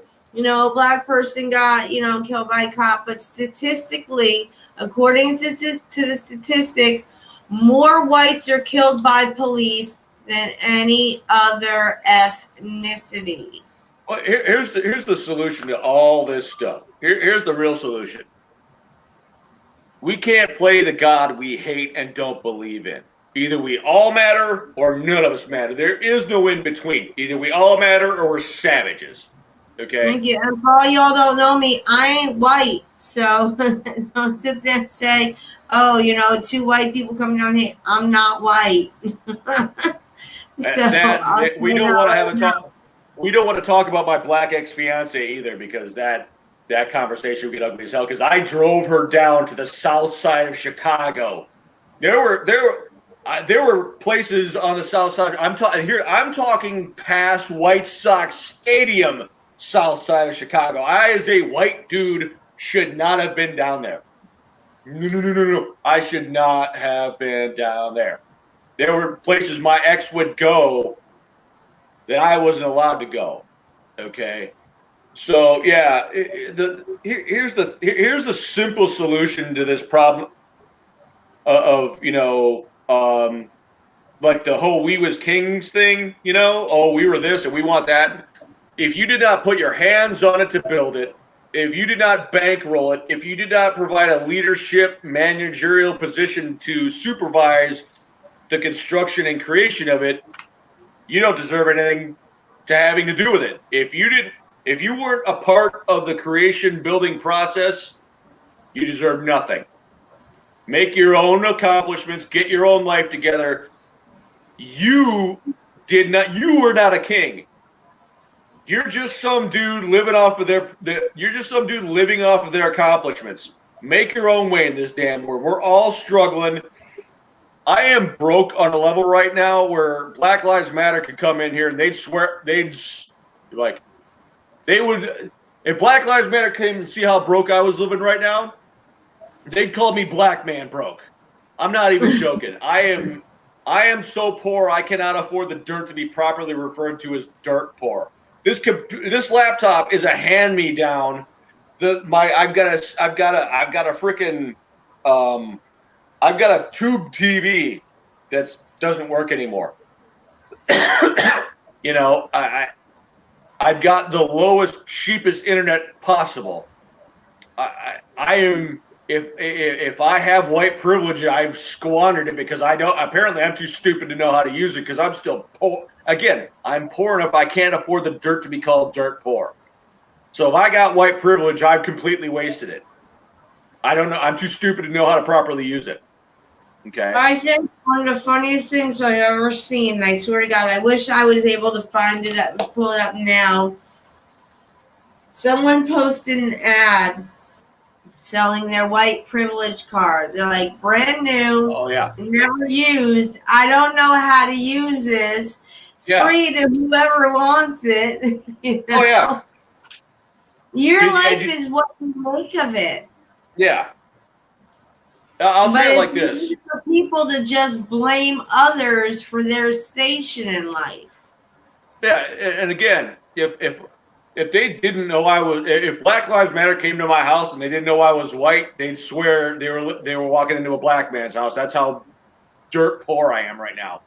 I'm living that simple. My vehicle doesn't work for reasons, and I got to keep bike riding everywhere because my fat ass needs to get in shape for Warrior Fest.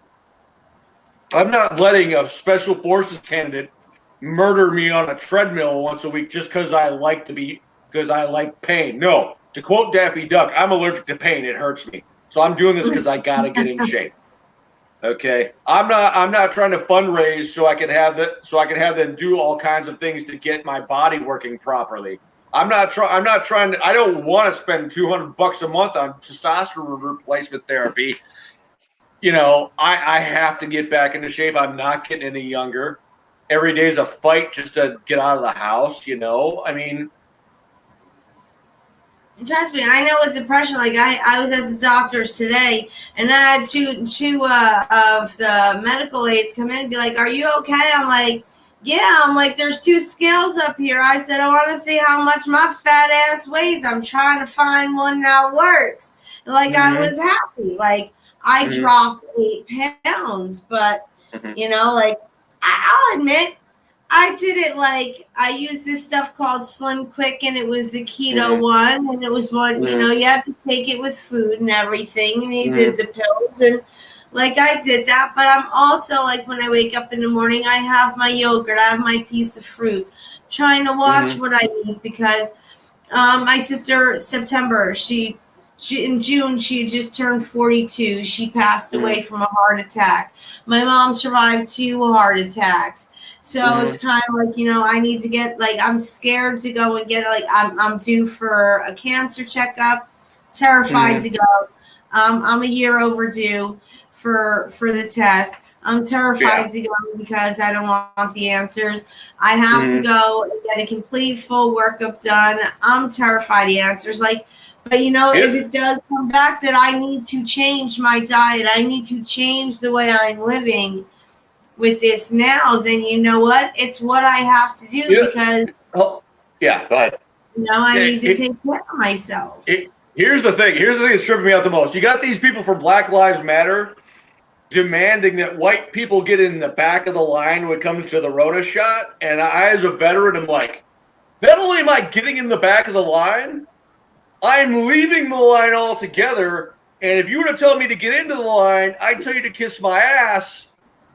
They don't know what this shot is. If they knew what this shot is, they'd be running like hell from the line as fast as they could. It's not even FDA approved. And then I'm watching TV with my father the other day, and it's going across the bottom ticker, and it's saying trials on children ages 6 months to 2 years old will now begin. You're still in human trials, and with me with it, it's my best friend works for a pharmaceutical company. She has, for a very, very, very long time. And, I'm terrified of it because I have one of the rarest blood types in the world. So my blood type is never in any of these tests that they're doing on medication. So, I do have scars because they give me, Cymbalta, I'm allergic to. It almost put me in renal failure. It almost killed me. The list is about, we'll do this much because you can't see, but it's huge, the amount of medications that I myself am allergic to. Oh, yeah. If Black Lives Matter knew what was in this so-called vaccine, they wouldn't let their people within a country mile of a vaccination site. They'd be like, "Oh, hey, veterans, yeah, go ahead and get it." And we're like, "No, all you." One of the things they can be proud of, and I can't remember the name of the movie, and it was an amazing movie, and it was about a black woman. She had cancer, and they wound up taking her cells and studying her cells, and she was an integral part of coming up with so many different treatments because of this cancer. And then it took the family so long to find out about it because the reporter found out about it and did a study. And it was an amazing movie. And I wish, I can probably pull it up like right now. Put it on the Womaine page and describe it and say what it's about in relation to this discussion we're having. But yeah, again, I'll say it again. If Black Lives Matter knew what was in these so-called vaccines, they wouldn't let their people within a country mile of a vaccination site. They'd be telling us they'd be telling, oh, hey, white veterans, you could have it. And we're like, no. We've done all the beta testing for the government we plan on doing. You go ahead. It's all yours. It's all on you. Oh, Pip said the two founders are mixed. Yeah, I believe they both have Native American blood in them, and they were here first, yada, yada, yada, so yeah. The Native Americans know disrespect on a level that the only people that know more about disrespect from our country at large than veterans is Native Americans. They have been dumped on spectacularly. So yeah, I actually I went when I was a kid. I went to an Indian reservation out in the Washington State area. It's called Nia Bay. That tribe, their reservation, they didn't have much, but what sustains the Native Americans is their proud, strong culture. We don't have that because we've thrown it away, we've deleted it, we've erased it, we've destroyed it. And I mean, honestly, if this society takes a dump, the people who are going to be looking like geniuses are the Christians and the Amish and the Native Americans. Those three groups are going to be looking like geniuses because they have a culture to sustain them and that holds them together. When I was in elementary school, when we were learning about, I remember Lenni Lenape Indians. We were taken on a field trip, okay? We had to build a teepee in a longhouse. Now, we were given the tools that Native Americans would have to use. So we're using seashells to dig holes and the leather and making a ladder. And then they're like, well, when do we know when it's lunchtime? And we had Native Americans there that were teaching us about everything. And they're like, well, when you see the hawks start the circle, that's when it's lunchtime. And that's how, we learned their ways of doing things. And it was one of the most amazing things that I will never forget in my life. And what people did to them when they came over, treated them as savages, everything else. We stole their land. We did the shittiest things to them. And yeah. Well, the problem with that history is they not only were we treating them like crap, they were killing each other in ways that were just absolutely savage, And the problem is we've never really sat down and we need what we need collectively as a society. Cooler heads need to prevail. Forget Make America Great Again. Cooler heads need to prevail again. Okay, I've got 2 cases of beer in my fridge. I wanted to use the beers visually. We need to sit down with a beer and be like, dude, we need forget the talking points, forget the cliches, forget the hashtags. How are we going to fix this? How are we going to get back to the uber basics of communication and respect? This is the mosh pit mud puddle of shenanigans we're stuck in. How do we get out, get cleaned up, and start cooler heads need to prevail again. There's your hashtag. There's your slogan. And they need to prevail because we're just too tired of beating on, alienating, demonizing, and crapping all over each other. And we're just seeing it as a pointless, angry endeavor. We haven't abused each other badly enough yet to where we're to that point. And that's the sad part, because one thing I learned in the prison, we have an infinite capacity to abuse each other in the name of winning arguments, winning conflicts. That's the problem. We haven't come to a place where we could say, this is just so pointless. We've caused nothing but chaos and destruction. Let's sit down, have a beer, and just talk like two basic ass human beings. We need to get to that point where the pretense is gone, the ideology is gone, and we're just tired of abusing each other, and we need to fix things. Pimp, which two founders are mixed? Pimp and Goose of Woe Entertainment. Oh, okay. The founders of Woe Entertainment, Pimp and Goose. So, yeah, I'll say it like this. We need to get back to that place where we're just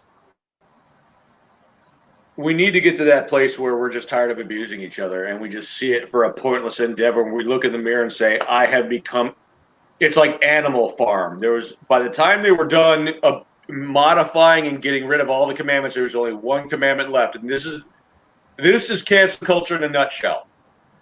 All animals are equal. Some are just more equal than others. And cancel culture controls who is more equal at any given moment. Cancel culture is Animal Farm in real life.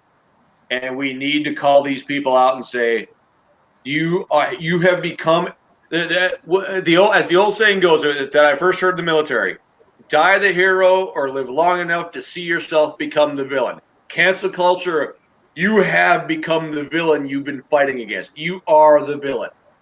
You are the pigs in Animal Farm who have become the humans you hate. You have violated your principles on a level that is breathtaking. That's where we're at. I hope it's not a false bottom. I hope it's a good hard bottom. So because we gotta start getting up. So, all right. Here's what I'm going to say. We've got a few people, and we've got just a hair under 20 minutes. You and I'll keep talking, but in the audience, start throwing questions out. Start throwing comments in, and I'm going to start prepping for next week. And I'll have you here. We'll talk about next week. I'm going to try and get my. We got so far off of like. Well, no, not really. Because I think we had a good discussion, but no, cancel culture is we got into the deep-seated psychological aspect of cancel culture and what it is, and its gut and its core. Cancel culture is control and power. That's what cancel culture ultimately is. It's all about power and control with no care for anything else. They don't care. Cancel culture does not care who it destroys in the process of maintaining its own power. It's like the VA. Okay. It's like the Congress. The Congress is only there to perpetuate its own existence, and no true servants can give themselves pay raises and benefits increases. Yet that's what the Congress does. There are no true servants in Congress right now. Yeah, okay? I think it was absolutely disgusting and pathetic as, the close down of COVID and so many people losing their jobs, not able to pay their bill. But let me tell you, Congress got their paycheck every yes, week. They did. Yes, they did. It would be great for 3 months. Actually, no, make it 6 months. 6 months. Why don't we let Congress work for a minimum wage? No. I'll do you one better. Originally, Congress was only getting like per diem, like a stipend, like a food and housing stipend, to be fed and to be housed. They should literally go back to that. Literally, that's all they should get. Okay. They should get. And I think like Congress and all that, there should be a term limit. Oh, that's what they're working on. Go check out Convention of States, the Convention of States page, Facebook page. That's what they're working on now. They're up to like 17 or 18 states.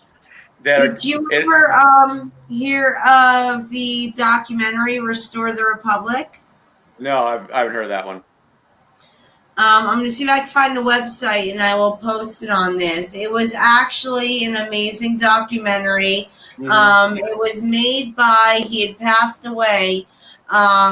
He was a huge Hollywood director, and in Restore the Republic, it goes to show how far wrong our country has gone. And they had where this guy was arrested 5 times, this farmer was arrested 5 times for tax evasion. And every time they questioned him, he said, show me the law where it says I need to pay taxes. And they would get pissed off because it doesn't, because we, the little people, were never meant to pay taxes. It's the corporations that were made to pay taxes. But we don't fight it. And then it's showing how on college campuses, they're getting these kids, look at all this cool stuff you get, sign up for your credit card. And a couple mothers were on there where their kids became in so much debt in college that, they resorted to committing suicide and everything because they didn't know how to dig out that hole. But this was one of the most eye-opening documentaries that I have ever seen, and it was amazing. Well, the problem with cancel culture is it created the woke movement. Most kids in this day, most people who want to be called woke, would literally identify as a toaster oven to be called woke, and they don't want to see how bad. George Carlin has done comedy specials on this. They don't want to see how bad they're getting screwed. They really don't. They don't want to see how bad they're getting screwed. Okay. Yeah. They don't here's the thing. If they ever manage to simplify the tax code to where everybody, to where there were no more loopholes and everybody, if they ever managed to simplify the tax code, we would not need tax increases. Okay, we really wouldn't. And the problem with cancel culture is it's what happens when the deadly sin of envy goes from being a deadly sin to a noble political construct where it's okay to steal. It's okay to envy other people's stuff and say, you're not paying enough. It's like, wait a minute. Here's my thing. I'm writing a book. I've got all these things going on. I'm going to dare to believe I'm going to make it.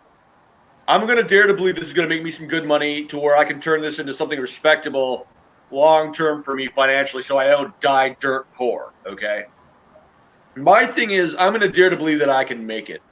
And when I do make it, cancel culture is coming for me, basically saying you didn't do that yourself, and I will be like, have you lost your damn mind? I was more poor than you ever thought of me, and I fought, I scraped, I struggled, and I made it. First thing I'm saying is I owe you nothing. You are owed nothing. You didn't help me with this. You're owed nothing. Cancel culture, which is modern, another creation. Cancel culture is what happens when you take envy and you don't allow. Wait. Okay, pimp. Okay, pimp. We need a translation matrix there. I can't. Every time Pimp does one of his Native American things, I can never see what the hell it says, so I just say Inagata Devita, which is an old song by Iron Butterfly. I know Inagata Devita. Yeah, he'll say something like, don't have a Bugatti. I don't even know. I can never say it right, so just to be a smart ass, I'm like Inagata Devita by Iron Butterfly. It's an old, it's like the 70s acid trip era, basically. What is that? Oh, I'm not going to butcher that. Nope, not going to do it. A-S-E. So we have beaten cancel culture to death. So let's talk about Warrior Fest and what we got. What do you got planned between now and Warrior Fest? As far as what are your goals for getting ready for that? I'm definitely going to see if I can start raising money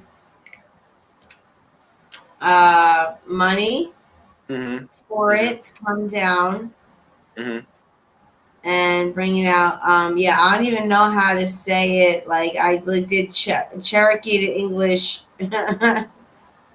translate, damn it. I'm not trying to tie my tongue in knots. No. Asaha. Did I say it right, Ricky? Osta Asaha. Pimp. Okay. Did I say it right? Pimp, here's what you're gonna do. You're gonna do a complete. You're gonna have a Native American glossary class on one of our shows. You're gonna come on one of our shows, and you're gonna have a complete. We're gonna have a complete glossary, and you're gonna create a complete glossary. So everybody's got a glossary cheat sheet, so we're not tongue-tied butchering your language. Okay. So yeah, that's gonna happen. I'm just saying, because you just fried one of the last brain cells I have that still works, old man. Don't do that to me, okay? Okay, everybody. Pimp's coming on the Harambe Keeper episode one of these days. One of these next episodes, I'm going to have him on, and we're going to have a complete class, and we're going to have, he's going to write it all down and post it on the Woe main page, and we're going to have a class where we learn to speak Native American to where our tongue doesn't get tied. If I have to go to Missouri to drag his ass on the class on the episode, I don't care, because this is just. I'm sorry, you just fried one of the 6 to 8 functioning brain cells I have left. He might have spelt it wrong because the Osta Sanalai is good morning. Even though it's not morning. Cherokee. And what I looked up on that. For the second word, there is nothing for that. Asiheha, something, yeah. So, okay. All right, Woe Nation. I want you to go to Woe HQ and Woe Entertainment and tell Pimp he needs to come on one of the shows, particularly mine, because I can't pronounce half this crap. Okay. He needs to come on one of the shows. We need we're going to call it the Cherokee to English translation episode. Okay. He will literally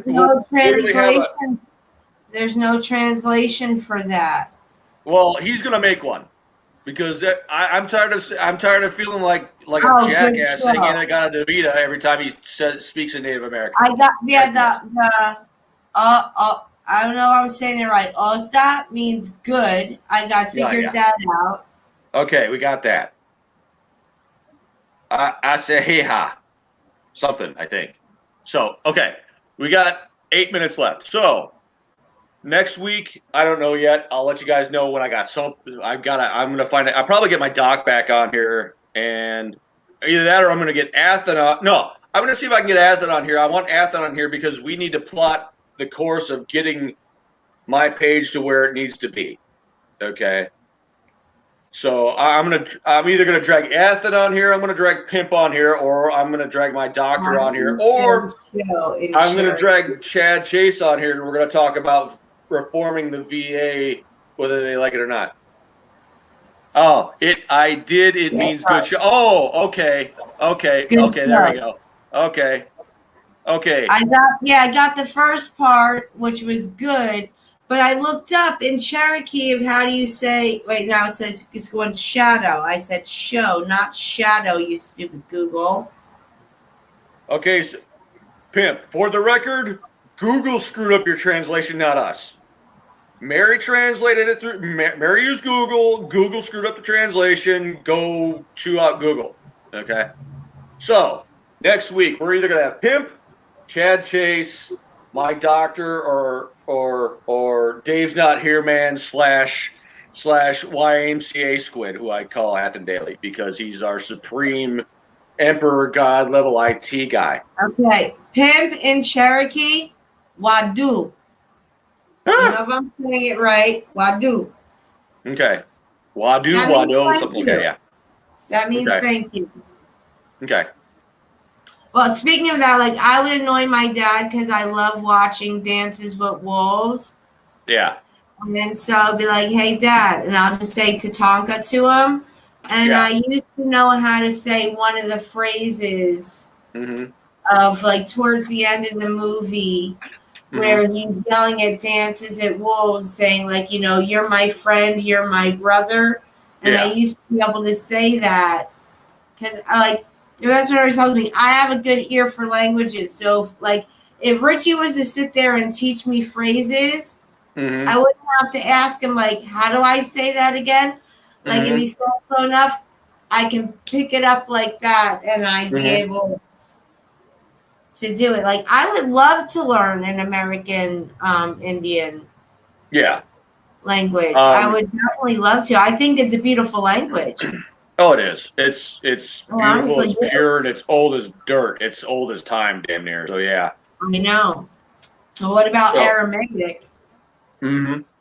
So yeah, if you ever want to come back on and discuss other stuff, let me know because you've been a loyal follower for ever and ever. So, and we'll talk about other stuff too. What we'll do is I'll have you on. We'll start having discussions about where we both individually are in relation to getting ready for Warrior Fest. Like you road tripping it down here, and then us road tripping it to Missouri. Yeah, I think I'm gonna road trip it down. Lacey needs a good road trip. Road trip it down. I'll bring Butters down with me. Yeah. And everything. Well, as it is, this year I did come down, but I didn't go. It was 45 minutes away, and with my mom being so sick and immune compromised, I didn't want to take any chances. Oh, that's understandable. I saw how lax they were when I was with Christine, and like you're supposed to be wearing masks on the bar. Everyone was walking in the bar without masks. No one was really like paying attention. Yeah. To it. And hopefully I'll get to see J-Dub in June. Make time to see him. I'm gonna be in Oregon for my stepsister's wedding. So I'll carve some time out to see him before I leave Oregon and go see BB Nation, go check all them out. Because I was the queen of selling shit. Like I'll never forget that first one I went down there. Like I started selling shit, and now Pimp has a very stern voice when he talks. The next day when I come in, he's like, "Hey, come here." I'm sitting there thinking in my head, going over, "Oh fuck, what did I do last night? What am I in trouble for?" And it wasn't. He was just like, "Hey, can you help me sell some of my shit?" And then I had like so many people going over, and then one of the waitresses quit, tried to blame me and Warrior Fest for being there, and the owner's like, "Dude, she's leaving after this is over." Nice try. So I literally had to jump in, and I had to waitress and help bartend, do all that. So I didn't get to help sell everyone's merch, which I don't mind doing. I'm a good salesperson. I'm gonna need you to help me sell my merch so I can afford to build Smokezilla. And then once I get my book, you're on the East Coast, right? What's that? You're on the East Coast? Yeah. Yeah, I think you told me. So maybe like, you know, as it comes down, I'll come road trip it down and I'll come visit. That'd be cool because the plan is to get the plan is to get the grill built, to get the merch started selling, to eventually get the book published. The writer's program, which is an AR for the book, and the cookbook written. Then once I do that, I got a buddy I got to help write a book. Yeah, well, like I said, I'll give you some of like they're kind of like basic recipes, but I've tweaked my own. Like I said, like when I come road trip down, like I'll make a couple of them for you, and just give me credit for the recipe, and you can definitely throw it, you know, into the cookbook. Well, I appreciate that, but what we're also going to do is we're going to make it as simple as possible because it's pretty simple. That's good. We have literally 1 minute left, so what we'll just do is we'll just say Well, thank everybody for tuning in at the Well, times that thank they tuned in. you. I hope I did well- not disappoint for my first time on. Yeah, very good. I had a And great time. that's good. And what we'll do is we'll just have you on semi-periodically as a way of getting everything ready for Warrior Fest and all that. You know, Yeah, here's do like a trio one day, like me, Yeah. you, someone else pick it up, do a trio, because I'm looking forward to Warrior Fest this year. well the Jeep. Like, may my mom rest in peace. I won't have to worry about, with her being non-infectious. Yeah. My plan, as far as getting out to Oregon eventually, because I got family out that way, I want the Jeep pimped out so I can drive it out. Okay. I want to drive it out. If my date isn't able to get off work to the wedding to Oregon, you want to be my backup date? I'd have to find a way to afford a ticket, but yeah, sure. Why not? We can always drive out. All right, we'll do that. To hell with it. We can always road trip it out there. I don't care. All right, cool. It's in June. Oh boy. But just save some money because hold on. It's it's at a casino. Oh, there you go. So, yeah, have some fun. All right, cool. Sounds good. All right, we're actually past the 2-hour mark. Say goodbye to everybody. Bye, this everybody. is the Harambe Keeper. This is Mary, the unicorn. The majestic unicorn. The majestic unicorn. The majestic unicorn. With my purple hair. With the purple hair. We'll see you. I'll have somebody on next week, and we'll have Mary back on, simply because we're going to have Mary back on, and we'll talk later. Peace out, everybody. Bye, everybody.